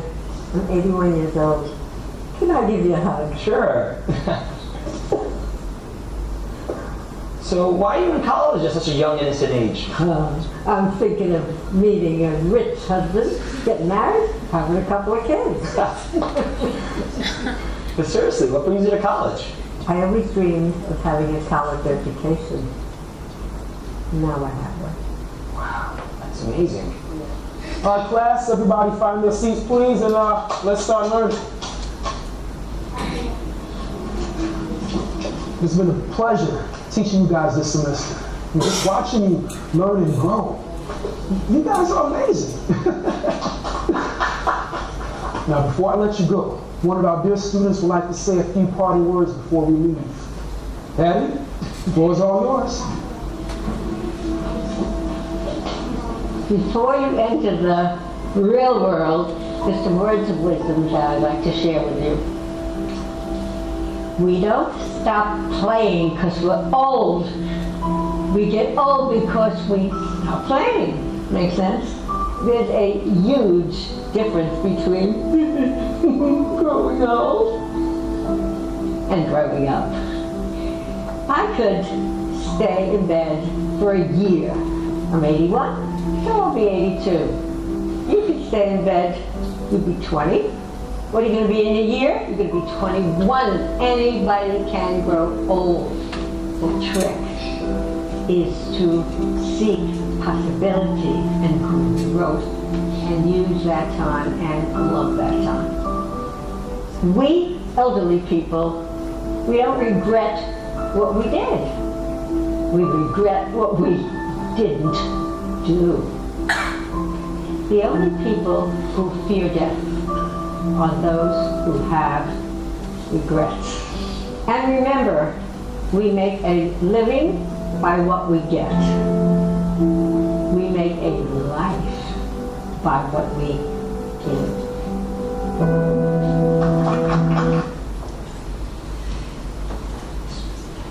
Tell me who can volunteer to analyze this little video clip. Mike. No. Yeah. Who can? Okay. Hello, sir. Your name, please. Amiya Bhaumik from Mina. third semester. Okay, all right. Thank you. In this video, I realized that we didn't need the age bar. For example, she is 82, but she didn't care with date. In my understanding. Right. Very good. Thank you very much. Thank you, sir. Anybody else? All right. Good. Sir, I think she wants to tell that time doesn't wait for anyone, and we do not need to wait to go world, but we need to grow. We have to grow growth and success we have to gain. So time doesn't wait, and utilize time, get to time, and play with it. Right. Thank you. Any more? Any more people? I really love this video clip. Good morning, everyone. I just learned one thing, that there is no boundary for education, no age for education. All right. Thank you. Any more?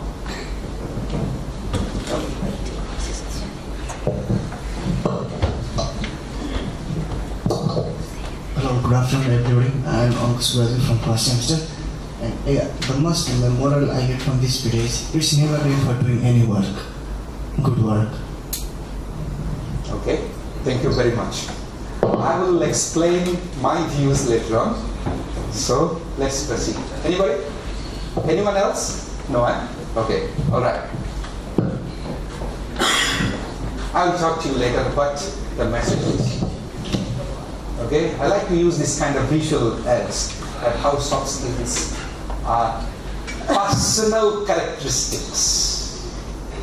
The soft skills are personal characteristics.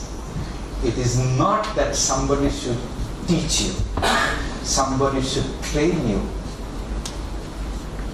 It is a personal characteristics, but you want to work on it, you want to develop on it, you want to groom it and implement it as an MBA graduates, and that is what 21st century needed.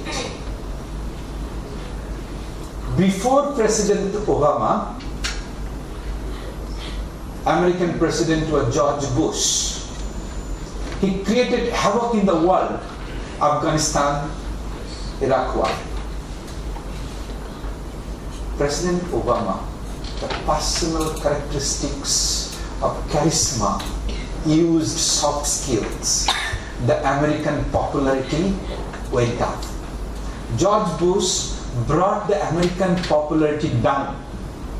Because I have a friend, both of us used to travel, and I used to literally hide his passport. Cannot explain that he is an American. Soft skills, Obama. Trump is going down. So how important it is. All right, next we look at what you learn from MBA, the entrepreneurial mindset. All this while I was talking about soft skills courses. Then what you learn from MBA, the entrepreneurial mindset, which I did discuss, but I'll be talking to you a few slides.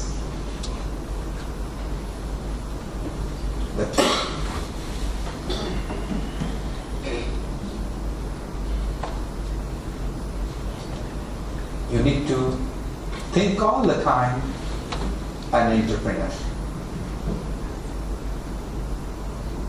I'll show you one video. Let me catch you all up on this little story of ours. A couple of months ago, I got a message on Facebook from a guy named Joel in Liberia.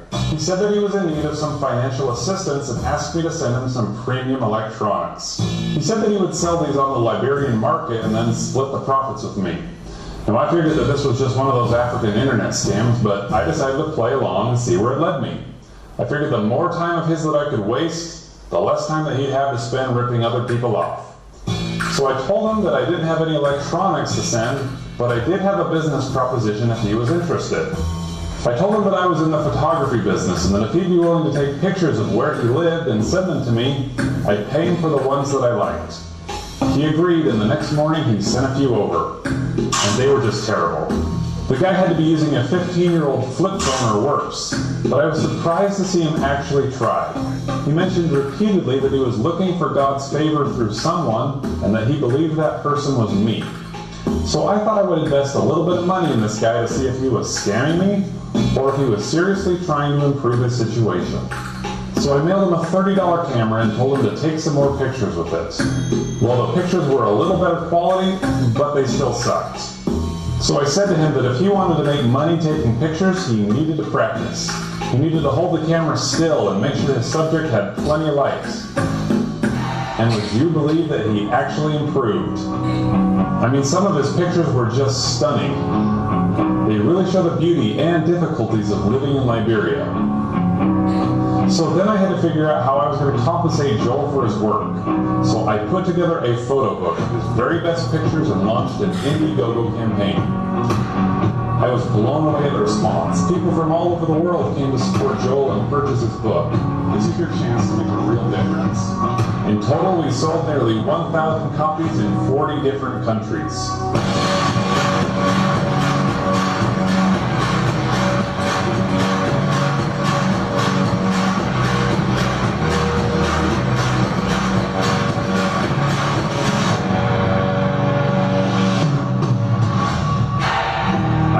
To Joel that we'd split the profits 50-50 and that my half would go to charity. So I wrote to Joel and said that I wanted to give my portion to the people of Liberia and asked if there was anything in his community that I could help with. He said that there were a lot of children that were in need because their parents were so poor. So I asked, how can we help the children?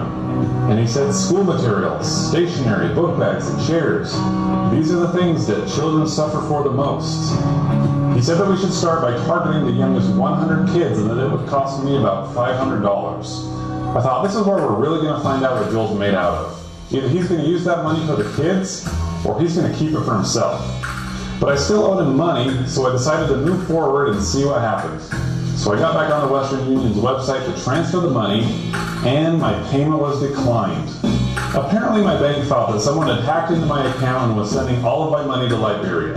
So I called them to tell them that it was in fact me, but they were closed for Columbus Day. So I went to an ATM and withdrew $500 cash. I walked to the nearest Western Union teller to wire the old-fashioned way. This ended up being one of the strangest moments of my life. Imagine standing there in a crowded Rite Aid at a Western Union kiosk asking if you could wire $500 to a guy named Joel in Liberia. Well, I was pleased to know that the money did go through and that Joel was able to pick it up, because what happened next was incredible. Joel took a trip down to the local market and cleaned them completely out of children's book bags, notebooks, and other supplies for the children in 5 local schools. He had to hire a taxi just to hold everything. I made sure to tell Joel to bring his camera along, not just to prove that he delivered, but to show his customers what's possible with a little hard work and a lot of faith.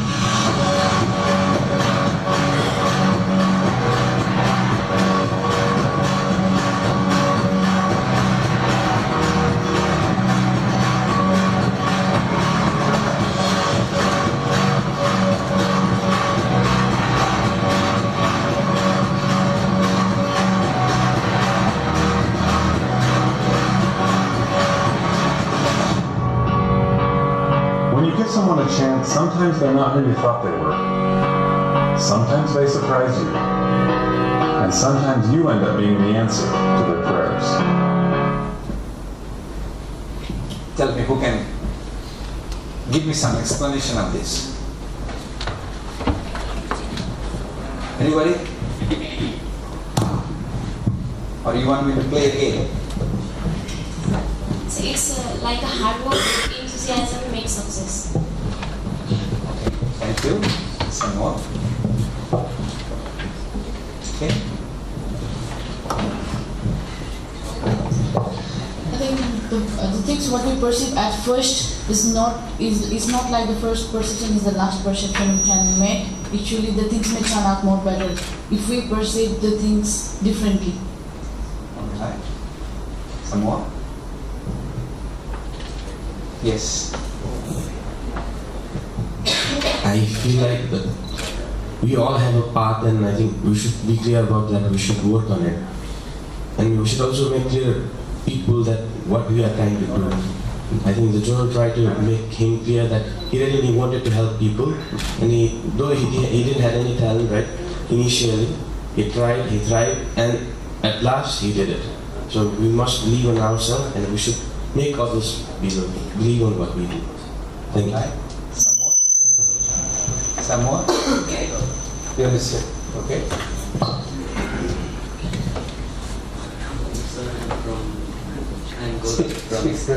I'm Gaurav from second semester. Okay. I think that business is not what we spend to people, many people, and a little help can improve their life in any part of the world, and a small help also can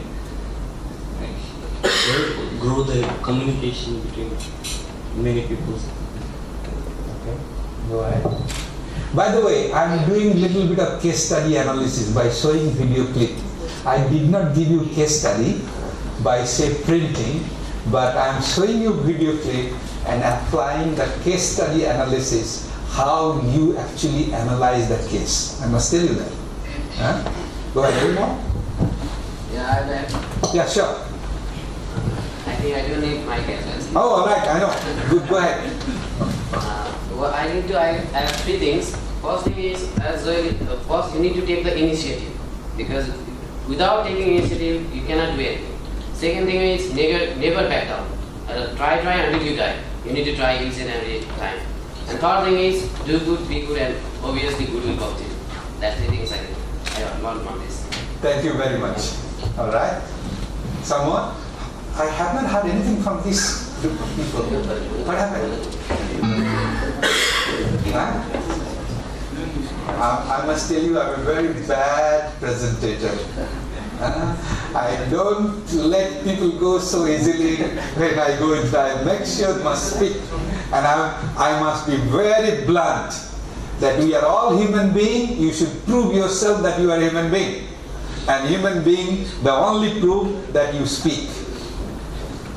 None other animals can speak. Only the human beings speak. So you should prove yourself that you are a human being. Okay, I must tell you, whatever you have said, good. But that's not the way to analyze the case. The case analysis, you must understand the core important thing first. The core important. What is the core important of this particular video clip?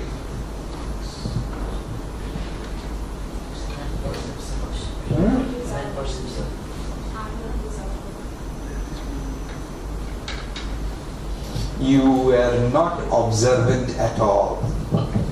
Professor Acharya made it very clear and he stood up. And I said, I will tell at the last. The whole video clip is nothing but what? No, more specific word. And that's what I'm testing you now. He said it. Job creator. Isn't it? He created jobs.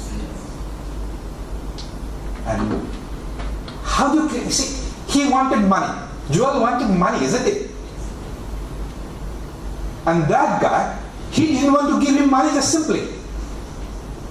And this is what MBA graduates should be doing. You must be very creative. I said it. This video clips nothing about how he created job out of nothing. Created job for Joel, isn't it? Joel didn't know how to get the money, but he was the one who did everything. The technical skill. I repeat again. Let's see, look at this. I want you to I love this one. That how thought about it. Listen to him very carefully. Okay, go ahead. Let me catch you all up on this little story of ours.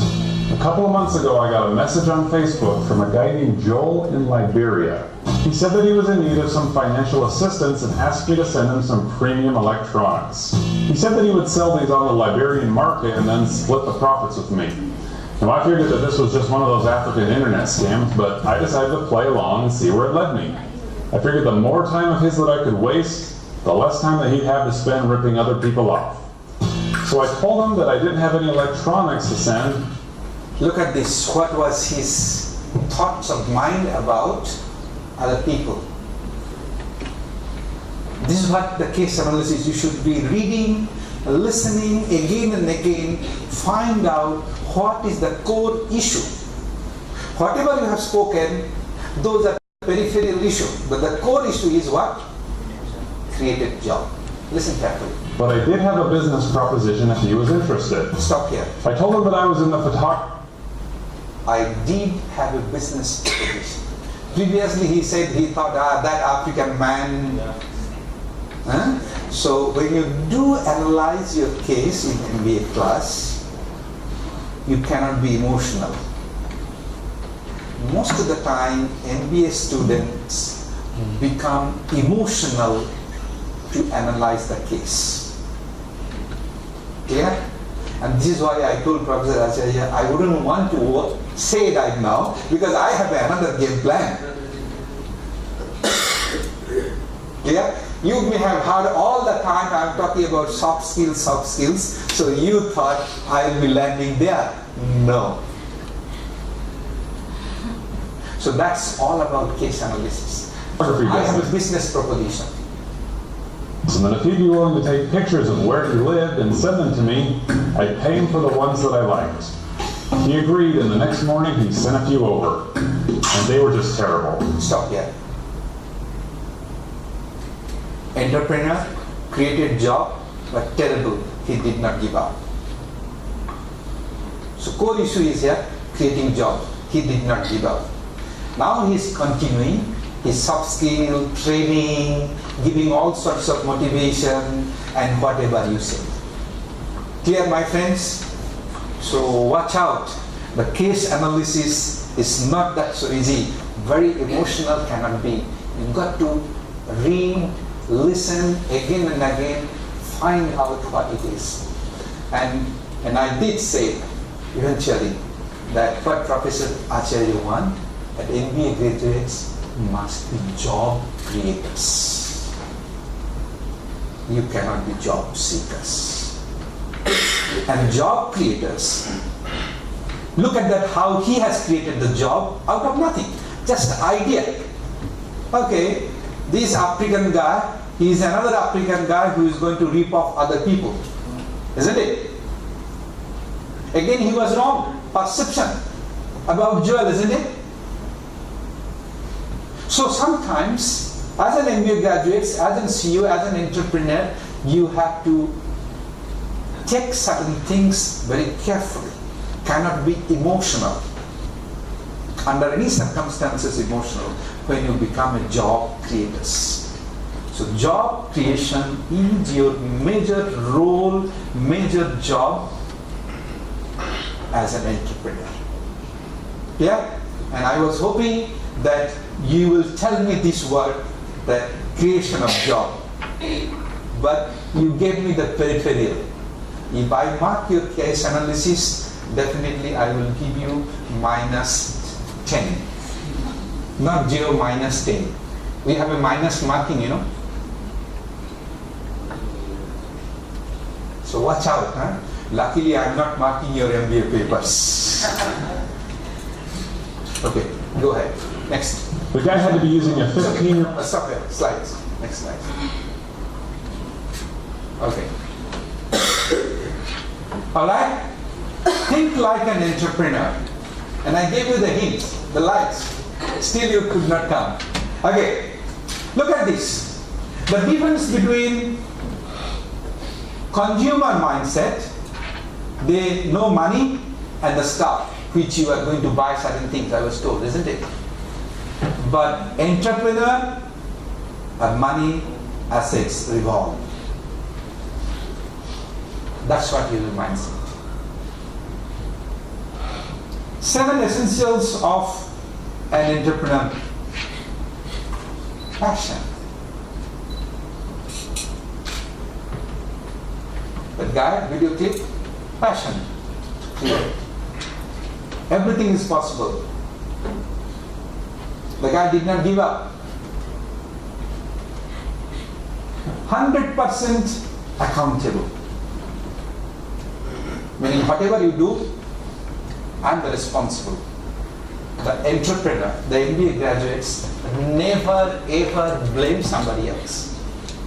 In the organization, often if something goes wrong, we tend to blame somebody else.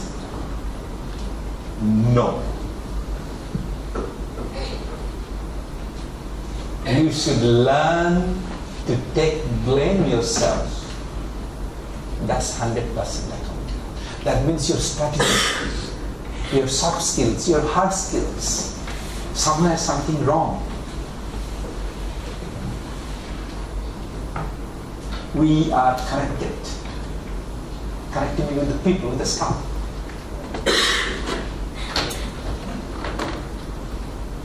Live to give. The elderly lady said, isn't it? We live to give. Entrepreneur, the job creators, we live to give. We create jobs, why? We have to give people something. Attitude of gratitude. Must be gratitude. The job creators, that attitude must be, if someone has done something, we must be gratitude. So if I tell you thank you very much, which in Asian context, very rare cases, they will not say. And that starts from your home. If your brother or sister has given you a glass of water, have you ever told him, thank you, my brother? Have you ever said that? Sometimes, isn't it? But it's a spontaneous. Mom, thank you very much. I love you, Mom. How often? How often we use this? Isn't it? So that's attitude of gratitude. So when you use that kind of words, it's not that vulgar, it's the gratitude. The time is now, which you said. Nothing tomorrow, do it now. That's the job seekers. Job creators, entrepreneur. Why this might fail versus why this might work?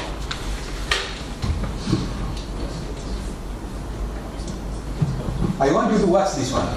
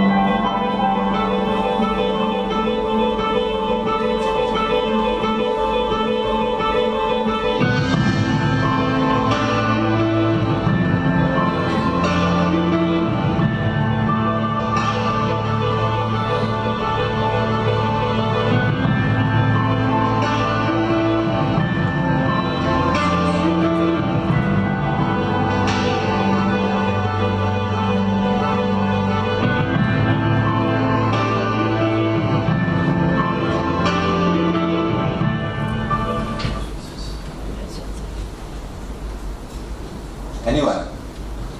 Yes.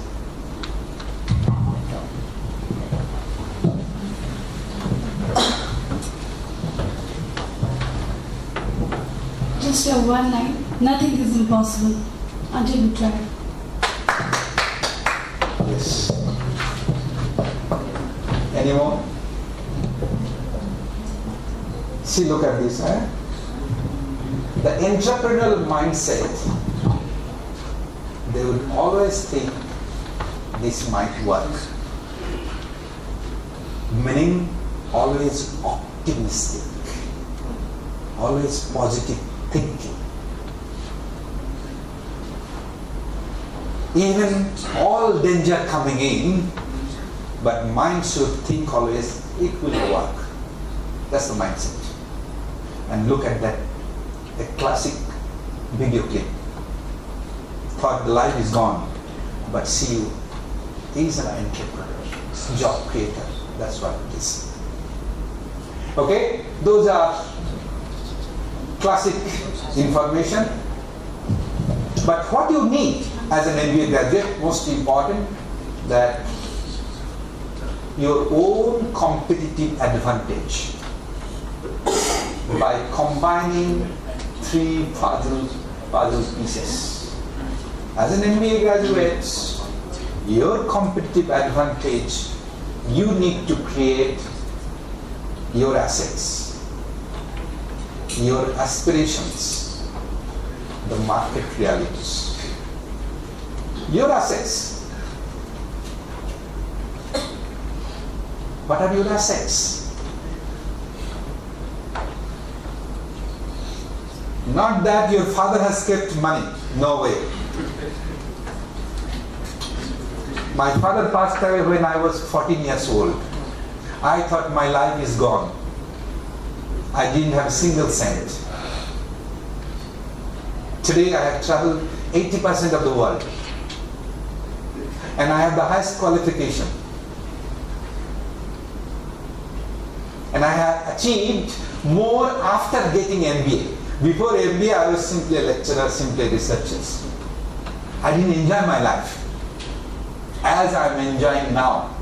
Though I have had many problems, but those problems giving me lots of lessons. That's what it is. Your assets, the creation of job, creation of doing something, creation of bigger vision, your assets. Aspiration, do you have that? And finally, the market reality. But the market reality is very little. But these two, you see, that's what you should be doing. Alright? I'll show you.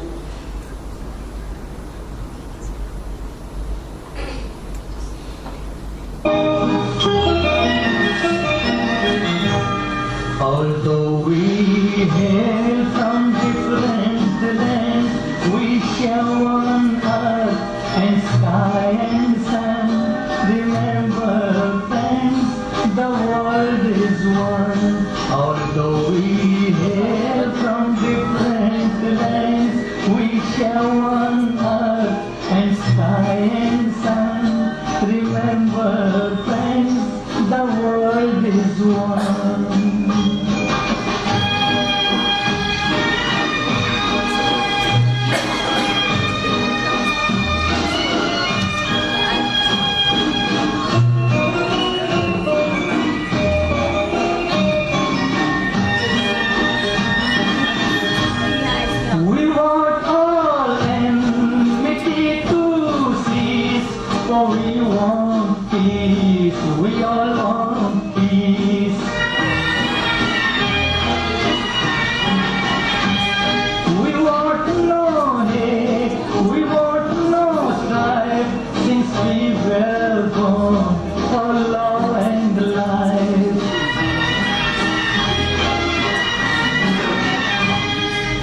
Let us start while joining hands.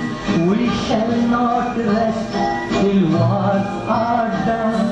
Remember, friends, the world is one. Although we hail from different lands, we share one earth and sky and sun. Remember, friends, the world is one.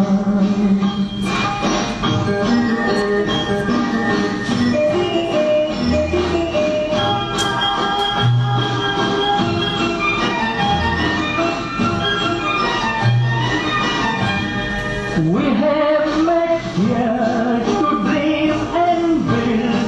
We want our dreams to be fulfilled.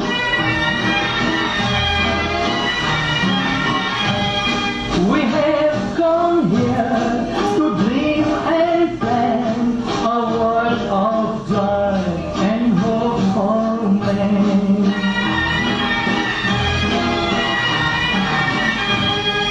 A world his dignity demands, a world that we shall see begun.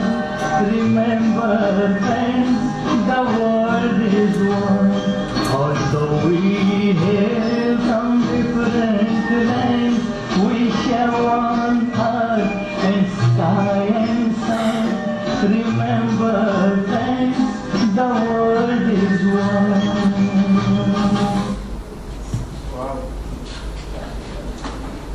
That's what MBA diversity is. It has not simply touched our mind, it has touched our heart as well. Yeah, it touches our heart as well. We hail from different lands. Remember, friends, the world is one. It's wonderful, Professor. It's wonderful. Thank you very much. That is what when you become MBA graduates, you will be a global leader. But remember, we all are one. There should not be any differences. The one roof on the sky, and we are all one. So therefore, when you resolve the conflict, you got to remember, you cannot be taking sides. These are the lessons we learn from these people, these songs. He's telling you that we all are one human being. We do not have any differences between you and me, and nothing. Make us more emotional. Saying at the same time that don't be emotional as MBA graduates, you see. So it's very, very difficult for us to strike a balance in between. That's what.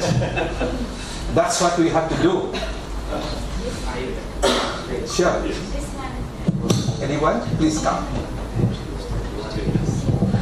It's a time risk management. It is a risk we have to manage as an entrepreneur, and what that is taught by MBA.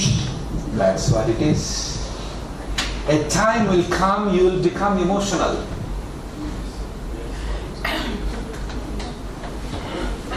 But I have a staff who has worked for me for more than 8 years. I have to sack him.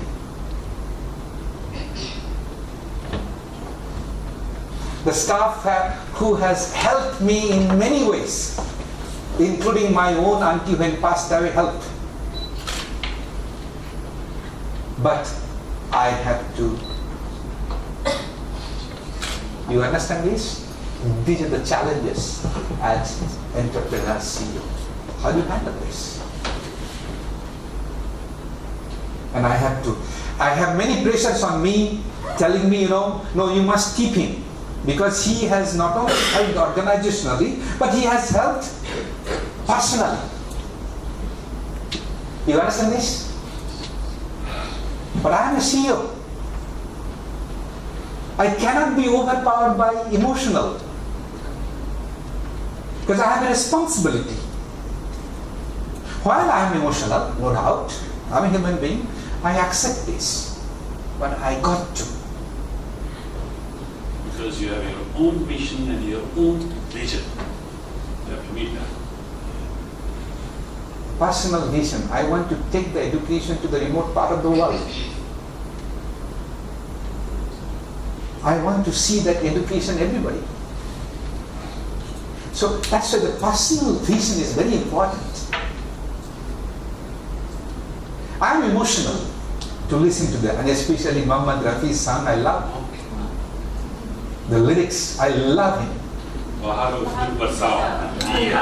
This was a 70s. Beautiful song. But I'm not emotional. That is still working today. Look, and it will work in the days ahead. This is the only song was sung in English by Muhammad Rafi at the United Nations. Just to let you know. Where do I get this time to get all this? The question is that where do I get this time to share with you these clips?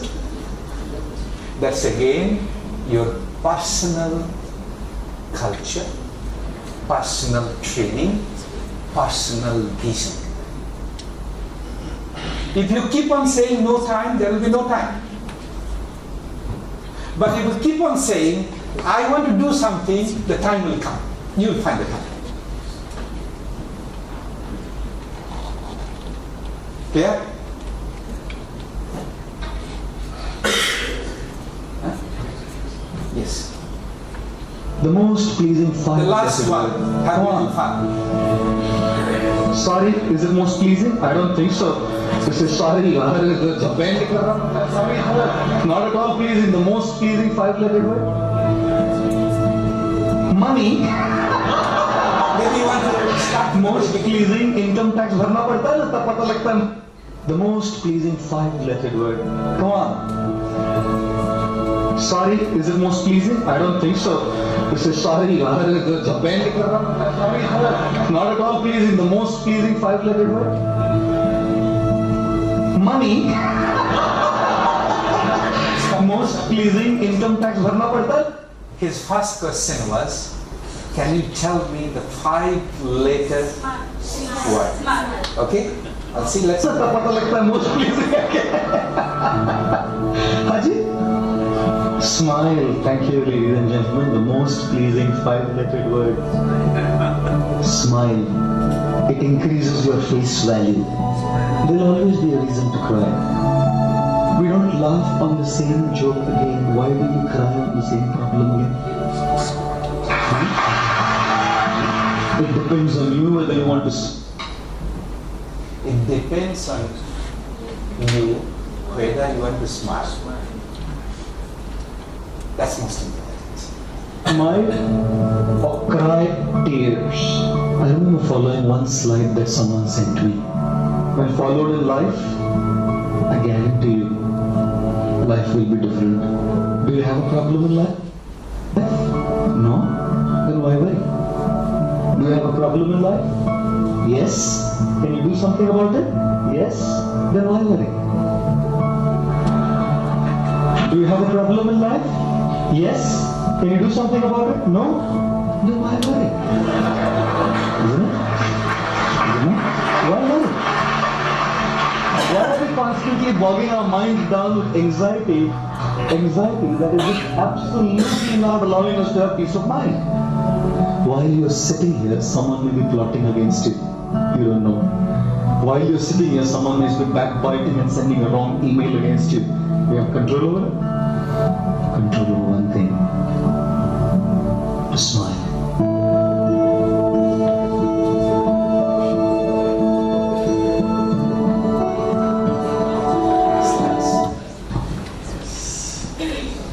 I give you all pictures, but never forget, no matter what happens. I'm going through right now big problem, but I know how to smile. And that is what is the symbol of